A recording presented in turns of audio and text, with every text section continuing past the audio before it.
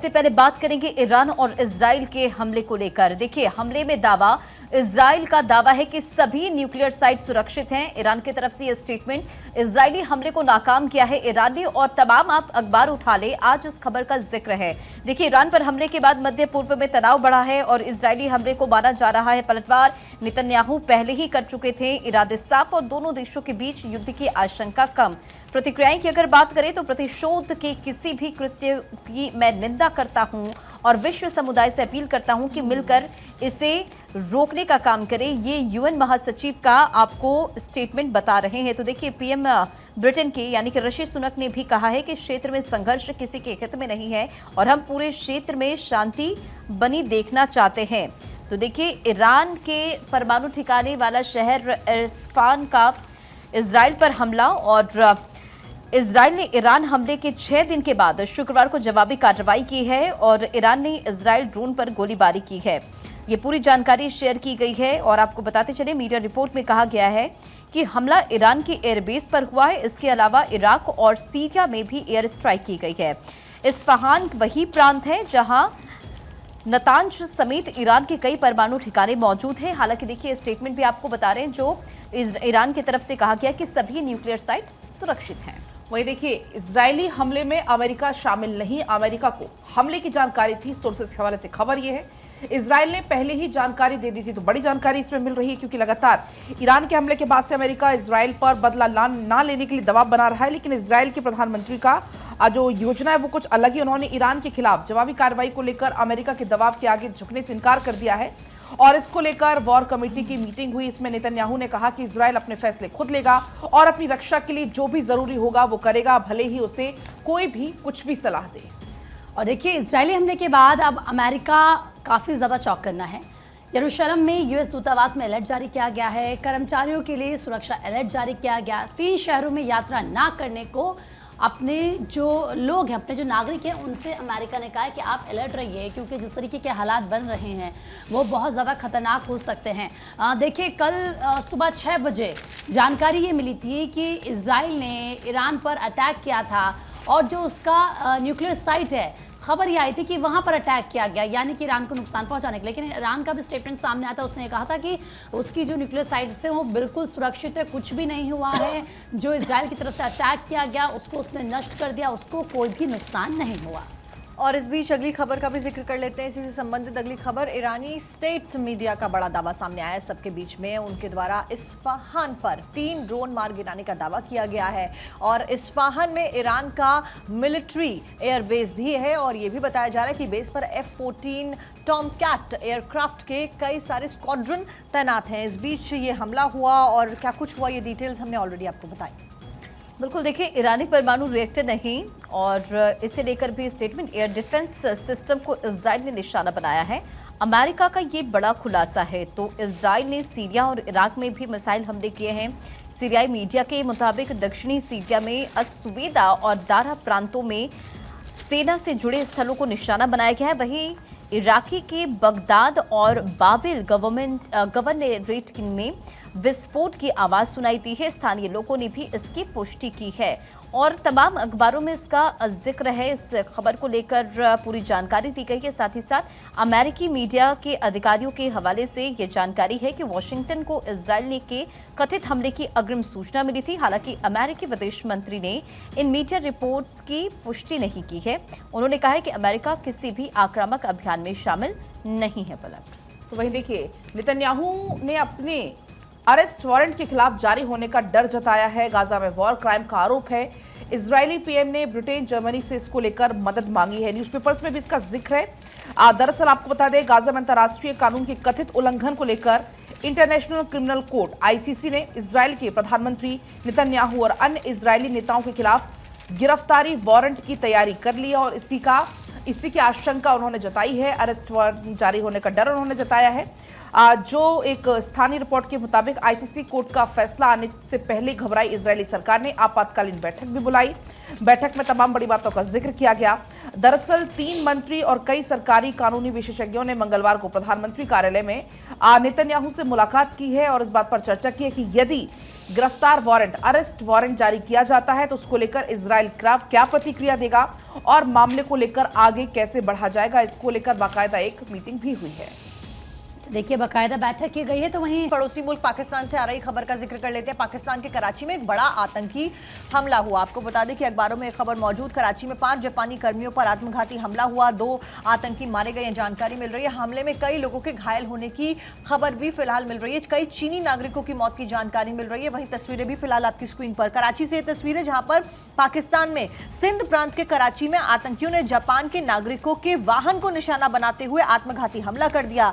लेकिन हमले में बाल कई लोग बचे भी हैं, उन्हें चोटें भी आई हैं। हालांकि हमले में शामिल दोनों आतंकवादी मारे गए हैं। अब जापान के नागरिक पाकिस्तान के सुजुकी मोटर्स में काम करते थे, ये जानकारी अखबारों में दी गई है। सुरक्षा कर्मियों ने एक आतंकी को मार गिराया है, जबकि दूसरे ने वैन के करीब पहुंचकर विस्फोट करके खुद को ही उड़ा लिया। इसलिए आत्मघाती हमला फिलहाल उसके द्वारा किया गया। दोनों आतंकी ढेर कर दिए गए हैं। पाकिस्तान के कराची से फिलहाल ये तस्वीरें आपकी स्क्रीन पर। अब ये आतंकी कहां से आए, क्या कुछ मकसद के साथ में आए थे, या इनके पीछे कौन कौन लोग इन्वॉल्व हैं, इन सभी पहलुओं के मद्देनजर जांच पड़ताल फिलहाल की जा रही है।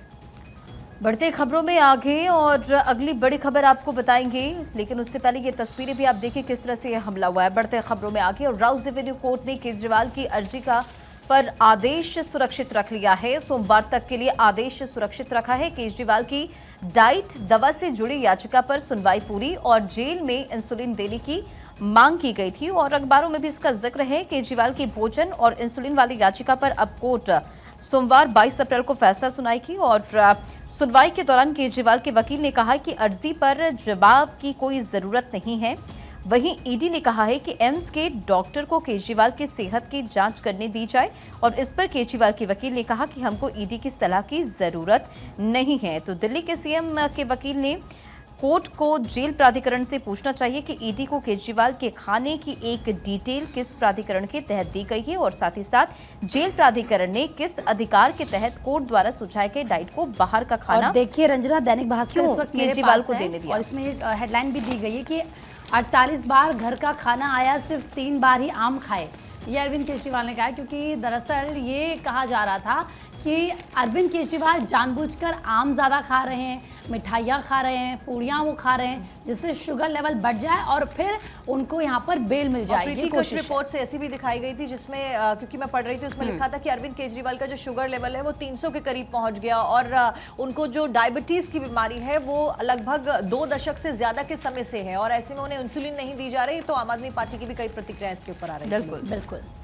इस बीच आगे बढ़ते हुए अगली खबर का रुख कर लेते हैं। आपको बता दें अगली खबर बीजेपी से जुड़ी। बीजेपी के राष्ट्रीय अध्यक्ष जेपी नड्डा ने केरल के कोट्टायम में रोड शो किया। इस बीच सहयोगी बीडीजेएस की जीत के लिए जनता से समर्थन यहां पर मांगा गया। वो तस्वीरें भी फिलहाल आप देख रहे हैं और देखिए केरल वो राज्य जहां पर बीजेपी लगातार प्रयास कर रही है कि ज्यादा से ज्यादा वोट उनके समर्थन में पड़े और इसी वजह से प्रधानमंत्री नरेंद्र मोदी से लेकर तमाम स्टार प्रचारक फिलहाल कमान संभालते हुए यहां पर नजर आ रहे हैं। फिलहाल ये कल की तस्वीरें जब बीडीजेएस की जीत के लिए जनता से समर्थन यहां पर जेपी नड्डा जो कि बीजेपी के राष्ट्रीय अध्यक्ष हैं उनके द्वारा मांगा गया। शाम के वक्त ये रोड शो यहां पर किया गया जनता का अभिवादन स्वीकार करते हुए और देखिए विक्ट्री साइन यहां पर दिखाते हुए बीजेपी बहुत ही ज्यादा आश्वस्त नजर आ रही है अपनी जीत को लेकर। फिलहाल तस्वीरें आपकी स्क्रीन पर केरल से जहां पर जेपी नड्डा ने रोड शो किया। देखिए तस्वीरें भी लगातार आपको हम दिखा भी रहे हैं और अब आगे बढ़ेंगे। एक और बड़ी खबर आपको इसी बीच बताएंगे। शिवराज सिंह चौहान ने दाखिल किया नामांकन। दरअसल विदिशा से उन्हें चुनावी मैदान में उतारा है और ऐसे में पर्चा दाखिल उनकी तरफ से कर दिया गया है। नामांकन से पहले शक्ति प्रदर्शन भी किया गया, वो तस्वीरें भी आपको हम दिखाएंगे। आप पूर्व सीएम हैं मध्य प्रदेश के शिवराज सिंह चौहान और ऐसे में विदिशा से उन्होंने अपना पर्चा दाखिल किया है। तस्वीरें आपको हम लगातार दिखा रहे हैं। आपको बता दें उन्होंने इस दौरान कहा विदिशा रायसेन मेरा बचपन का झूला है, क्योंकि आपको बता दें कि बुधनी उनका इसके पहले विधानसभा क्षेत्र रहा है। बुधनी से उन्होंने पिछली बार जीत हासिल की, सीएम वो बने। हालांकि इस बार सीएम की कुर्सी उनको गंवानी पड़ी, लेकिन देखिए इसी बीच तस्वीरें लगातार आपकी टीवी स्क्रीन पर है। जब नामांकन के लिए जा रहे थे उस दौरान उन्होंने एक शक्ति प्रदर्शन के तौर पर वहां से वो निकले, सभा को संबोधित किया और उन्होंने कहा कि प्रधानमंत्री मोदी के नेतृत्व में देश लगातार निरंतर विकास की राह पर है। 2024 का जिक्र उन्होंने यहां पर किया, तमाम बड़ी बातों का जिक्र किया। जनसभा यहां पर की गई और उन्होंने ये भी कहा कि पूरी दुनिया प्रधानमंत्री मोदी को प्रणाम कर रही है। साथ ही साथ आपको बता दें राहुल गांधी पर तंज उस दौरान उन्होंने कहा कि गरीबों के लिए कुछ नहीं किया गया। राहुल गांधी को ना हिंदी की समझ है ना अंग्रेजी की समझ है, कुल मिलाकर वो विपक्ष पर जमकर निशाना साधते हुए नजर आए। उन्होंने कहा कि विदिशा रायसेन की जनता की सेवा करने का मुझे मौका मिल रहा है। विदिशा रायसेन मेरा बचपन का झूला है, जवानी की फुलवारी और बुढ़ापे की काशी है, ये वो यहाँ पर कहते हुए नजर आए। जब हमारे संघर्ष के दिन थे तब जनता की सेवा के लिए संघर्ष किया और इमरजेंसी में जेल भी गए। तो ये तमाम बड़ी बातों का जिक्र करते हुए शिवराज सिंह चौहान नजर आए। जिस दौरान नामांकन उन्होंने किया उसके बाद जमकर विपक्ष पर हमला भी उनकी तरफ से बोला गया। आगे बढ़ते हैं। चिराग पासवान ने तेजस्वी यादव को चिट्ठी लिखकर अपमानजनक टिप्पणी करने वालों पर कार्रवाई की मांग की। आपको याद होगा किस तरीके से तेजस्वी यादव जब जमुई में रैली को संबोधित कर रहे थे तो उस वक्त जो उनके कार्यकर्ता थे सबसे आगे खड़े होकर वो भद्दी भद्दी टिप्पणियां कर रहे थे चिराग पासवान, उनके परिवार पर अभद्र भाषा का इस्तेमाल वो कर रहे थे। और अब चिराग पासवान ने चिट्ठी लिखी और कहा कि आपकी खामोशी अच्छी नहीं लगी। तो देखिए चिराग पासवान उस दिन काफ़ी ज़्यादा भावुक नजर आए। उन्होंने कहा कि मैं तो तेजस्वी यादव को अपना छोटा भाई मानता हूं और जो मेरी माँ है वो तेजस्वी यादव की भी माँ है, और अगर वो इस तरीके से भाषा का इस्तेमाल करेंगे तो ये सही नहीं है। राजनीति अपनी जगह, लेकिन ऐसी टिप्पणी नहीं करनी चाहिए। आपको याद होगा तेजस्वी यादव का उसके बाद एक वीडियो सामने आया था जिसमें उनसे सवाल पूछा जा रहा था पत्रकारों की तरफ से कि आपकी रैली में इस तरह की गालियाँ दी गई, तो उन्होंने कहा मैंने सुना नहीं किसने क्या कहा। और अगली खबर बीएसपी से जुड़ी। बीएसपी ने 11 उम्मीदवारों का ऐलान कर दिया है। वाराणसी से बीएसपी ने उम्मीदवार बदल दिया है अपना। सैयद नयाद अली होंगे वाराणसी से बीएसपी के उम्मीदवार। वहीं संत कबीर नगर से मोहम्मद आलम को यहां पर बनाया जाएगा उम्मीदवार। संत कबीर नगर से मोहम्मद आलम उम्मीदवार होंगे। फतेहपुर से डॉक्टर मनीष सिंह सचान होंगे उम्मीदवार। फिरोजाबाद से चौधरी बशीर होंगे। सीतापुर से महेंद्र सिंह यादव होंगे। महाराजगंज से मोहम्मद मौसमे आलम होंगे उम्मीदवार। इसके अलावा मिश्रिक से बीआर अहिरवार होंगे। मछली शहर से कृपाशंकर सरोज होंगे। भदोही से अतहर अंसारी होंगे। हरदोई से भीमराव अंबेडकर उम्मीदवार होंगे। फूलपुर से जगन्नाथ पाल को बीएसपी ने टिकट दिया है।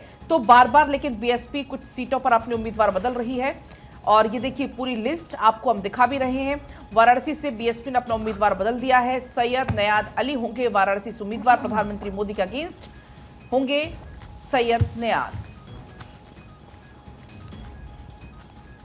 तो देखिए पूरी लिस्ट आपको बताई कि कौन कहां से उम्मीदवार होगा, क्योंकि 11 उम्मीदवारों का ऐलान बीएसपी की तरफ से किया गया। और छत्तीसगढ़ के बीजापुर यूबीजीएल का शेल फटने की वजह से घायल हुआ जवान शहीद, और घायल जवान ने इलाज के दौरान अपना दम तोड़ दिया। आपको बता दें कि जगदलपुर में चल रहा था सीआरपीएफ जवान देवेंद्र कुमार का इलाज, और इस बीच अब उनके दुखद खबर सामने आई है कि वो शहीद हो गए पलक। बिल्कुल ये बड़ी जानकारी मिली है। साक्षी शहीद जवान का नाम देवेंद्र कुमार है। 32 वर्षीय बताए जा रहे हैं। कांस्टेबल के पद पर वो तैनात थे और बस्तर के धोबीगुड़ा के रहने वाले बताए जा रहे हैं। और तस्वीरें भी आपको हम लगातार दिखा रहे हैं। लोकसभा चुनाव के पहले चरण के मतदान के बीच नक्सलियों ने वहां पर यूबीजीएल सेल लगाई थी। उसकी चपेट में आने से उपचार के दौरान जवान शहीद हुए हैं और बस्तर के धोबीगुड़ा के रहने वाले ये जवान बताए जा रहे हैं। जानकारी के मुताबिक उसूर थाना इलाके में कैंप गलगम से एरिया डोमिनेशन के लिए जो सीआरपीएफ की जो 196 वाहनी है वो निकली थी, और इसी दौरान नक्सलियों के द्वारा वहां पर यूबीजीएल सेल जो लगाए गए थे उसकी चपेट में आने से जवान वो घायल हुए और इलाज के दौरान उन्होंने दम तोड़ दिया। बढ़ते खबरों में आगे और अगली बड़ी खबर आपको बताते चले। ईरान और इजराइल के युद्ध ने टेंशन बढ़ा दी है और एयर इंडिया की फ्लाइट्स कैंसिल की गई है। तेल अवीव से आने वाली उड़ानों पर 30 अप्रैल तक रोक लगेगी। बड़ी जानकारी आपको दे रहे हैं। एयर इंडिया ने करीब 5 महीने के अंतराल के बाद 3 मार्च को इजरायली राजधानी के लिए सेवाएं फिर से शुरू की थी, लेकिन एक बार फिर हमले से अब उड़ान में बाधा आ गई है। इजराइल और ईरान के बीच बढ़ते तनाव के बीच भारतीय एयरलाइन एयर इंडिया ने शुक्रवार को मध्य पूर्व में उभरती स्थिति के मद्देनजर इजराइल से अपनी सभी उड़ानें 30 अप्रैल 2024 तक के लिए रद्द कर दी है। और एयर इंडिया ने कहा है कि हम लगातार स्थिति की निगरानी कर रहे हैं और अपने यात्रियों को सहायता प्रदान कर रहे हैं जिन्होंने तेल अवीव से आने जाने के लिए बुकिंग कर दी है। चलिए और अब आगे बढ़ेंगे और अब जिक्र होगा कोर्ट में आज कौन कौन सी सुनवाई चलने वाली है, कौन कौन से केस जिन पर आज कोर्ट में बहस होगी। सबसे पहला मामला है दिल्ली शराब घोटाला मामला। मनीष सिसोदिया की नियमित जमानत पर सुनवाई होनी है। अंतरिम जमानत पर भी सुनवाई होगी। राउज एवेन्यू कोर्ट में जमानत याचिका पर सुनवाई होनी है। दूसरा मामला भी दिल्ली शराब घोटाले से जुड़ा हुआ है।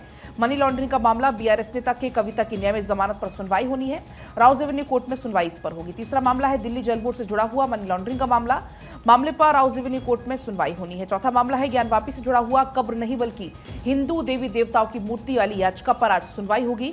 पांचवा मामला है सपा विधायक इरफान सोलंकी मामले पर 7वीं बार फैसला टला, आज सुनवाई होनी है। छठवां मामला है मालेगांव बम विस्फोट से जुड़ा हुआ। विशेष एनआईए अदालत ने साध्वी प्रज्ञा को पेश होने का इसमें निर्देश दिया था, तो इस पूरे मामले में आज सुनवाई होगी। तो ये कुल 7 से 6 मामले हैं जिन पर आज सुनवाई होने वाली है। वाराणसी जिला कोर्ट में भी आज सुनवाई होगी।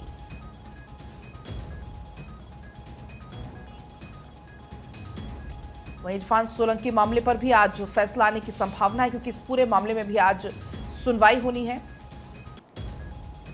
इसके अलावा मालेगांव धमाके से जुड़ा हुआ मामला, जिस पर भी आज सुनवाई होनी है। विशेष एनआईए अदालत ने साध्वी प्रज्ञा को इसमें पेश होने का निर्देश दिया।